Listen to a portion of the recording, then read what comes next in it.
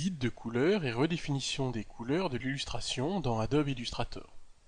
Nous souhaitons changer rapidement les couleurs de cette illustration sans intervenir sur chacune des formes, vu qu'il y en a un certain nombre. Nous allons avoir besoin de plusieurs palettes pour arriver à nos fins. Tout d'abord, nous allons sortir la palette couleurs, que je vais détacher pour placer en plein écran. J'afficherai les options. Ensuite, je vais aller chercher la palette guide de couleurs, qui est ouverte ici, que je vais aussi détacher pour mettre en survol sur le fond d'écran. Et enfin, je choisirai la palette nuancier, que je vais détacher également. La palette couleurs va me permettre de choisir une couleur. La palette guide de couleurs va me permettre, avec la couleur que je viens de choisir, de trouver des harmonies de couleurs. Enfin, la palette nuancier est une palette qui va me permettre de mémoriser ma couleur ou mes groupes de couleurs. Vous voyez ici des couleurs mémorisées, et les groupes de couleurs commencent par ces petits dossiers. Mais tout d'abord, nous allons fabriquer un groupe de couleurs à l'aide de l'illustration ci-dessous. Je vais la sélectionner entièrement, la voici, et je vais demander la création d'un groupe de couleurs. Pour cela, je vais utiliser la palette nuancier, et je clique sur le dossier de groupe de couleurs. On me propose de faire un groupe de couleurs avec l'illustration sélectionnée. Validons avec OK. Vous pouvez voir le groupe de couleurs arriver. Ce groupe de couleurs représente toutes les couleurs qui sont utilisées dans mon illustration. Essayons maintenant de créer des groupes de couleurs à l'aide d'une couleur qui serait imposée par un client. Imaginons que mon client souhaite avoir comme couleur de départ un rose. J'ai choisi ici un rose qui va être la couleur dominante. Je pourrais bien sûr choisir manuellement des couleurs dans le ton de ce rose qui s'accordent parfaitement avec la couleur de mon client. Si je veux aller plus vite, grâce à la palette guide de couleurs, je vais pouvoir choisir des couleurs en fonction de certaines règles d'harmonie que Illustrator connaît. Vous voyez ici toutes les règles d'harmonie.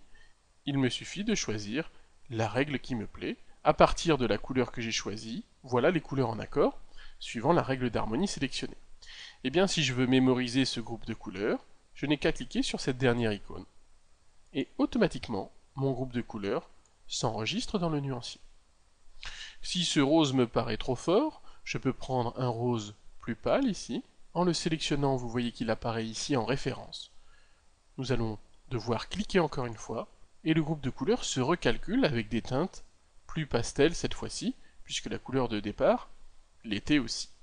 En résumé, nous pouvons dire que si nous choisissons une couleur parmi la palette couleurs, et que nous choisissons ensuite une règle d'harmonie, et que nous mémorisons cette règle d'harmonie, on crée un groupe de couleurs. Ces groupes de couleurs en place, il va être maintenant facile de redéfinir les couleurs de l'illustration. Sélectionnons l'illustration. Vous pouvez remarquer que vous avez une petite roulette de redéfinition des couleurs, qui se trouve ici dans la barre en dessous de la barre des menus, ou alors vous avez la même icône, ici sur la palette des guides de couleurs. Cela va faire ressortir la même fenêtre. Cette fenêtre arrive à l'écran et vous voyez qu'elle s'appelle Redéfinir les couleurs de l'illustration. Notre groupe de couleurs initial est celui-ci. Si nous enclenchons d'autres groupes de couleurs, notre illustration se redéfinit instantanément. Vous pouvez le voir ici. Si je masque un petit peu ma palette, on redéfinit les couleurs de notre illustration. C'est finalement ce choix qui retient mon attention. Je n'ai plus qu'à valider avec OK. Si notre client veut essayer un autre groupe de couleurs, cela est très simple. Il suffit de sélectionner notre illustration, de revenir sur l'icône de redéfinition des couleurs, et de changer tout simplement le groupe de couleurs. On validera avec OK, et on a maintenant une nouvelle redéfinition de notre illustration avec un nouveau groupe de couleurs. En conclusion, vous pouvez voir que cette manipulation est assez simple, et vous permet de tester sur une illustration plein de groupes de couleurs différents, et ce très rapidement,